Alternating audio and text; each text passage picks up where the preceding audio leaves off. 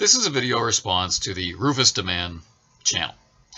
And the topic is dice rolls, which, I enjoy.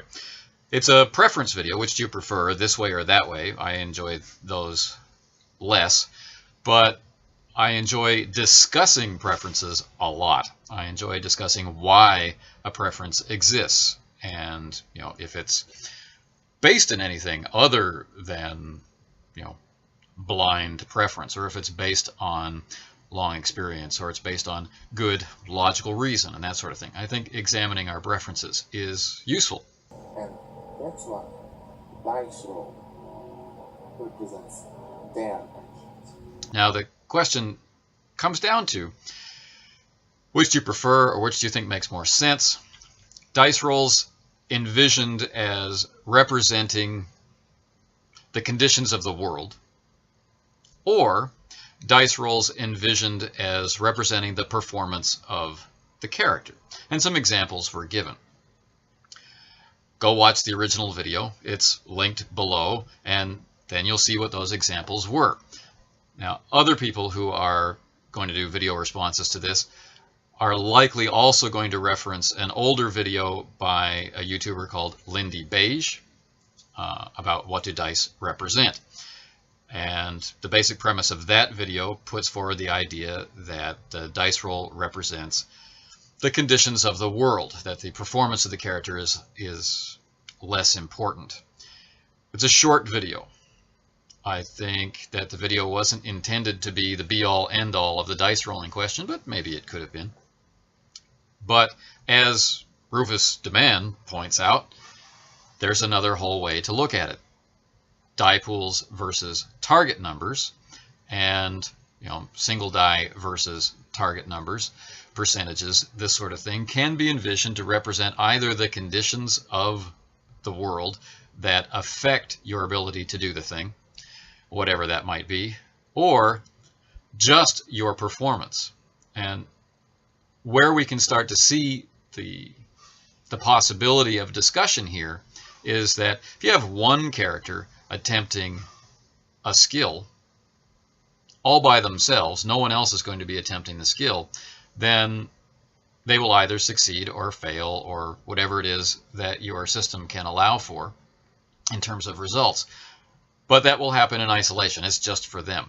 So if you have two characters in the exact same scene who have the exact same ability, and one of them succeeds and one of them fails, what was it about that situation that caused one of them to fail and one of them to succeed? Because they were drawing upon exactly the same resource.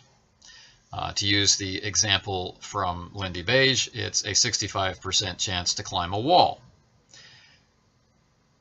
Or we could be rolling a 5-die pool of something. So both characters are rolling 5 dice versus the same target number. One of them succeeds and one of them fails. Why does one succeed doing the exact same thing in the exact same place at the exact same time when one of them doesn't? Is it because of the world, or is it because of their performance?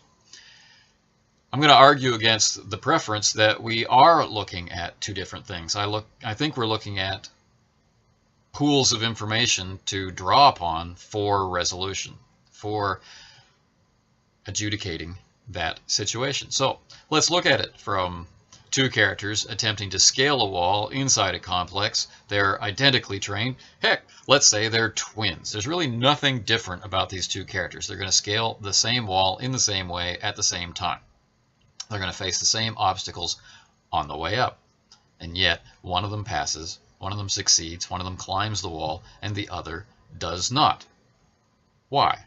Well, if we look at it from the idea that it's their performance that matters, then one of them is having an off day. We can pull the information from the player. Why do they think the character did not succeed where the identical character did? What's going on? Is there some sibling rivalry or something? Be interesting with it, but it doesn't necessarily mean that the world was not in some way responsible. Perhaps the player doesn't want to interpret it that way, or perhaps the game master doesn't want to interpret it that way, or perhaps it doesn't make sense in the situation to interpret it as performance. In fact, maybe you have to rely on the conditions of the world. So the two characters are scaling the wall together, and the actions of one affect the conditions of the other. The success of the one contributes to the failure of the other. A pipe or handhold or some part of the wall breaks away, causing the other person to fail. One of the lessons that I find is difficult to learn early on, like if you watch people learning how to role play, one of the lessons that is difficult to learn is how to deal with die roll results that indicate a failure to accomplish the task without turning that into the character being an idiot or the character screwing up. It's entirely possible for success not to be gained without the person trying to obtain the success screwing up. Now, sometimes it is possible that they made a stupid error. We can look at systems that include critical failure and critical success if we're interested in incorporating that kind of material. But we have a wide variety of options available to us for interpretation. What has happened? Some games, like Fantasy Flight games, Star Wars, gives you a lot of visual information.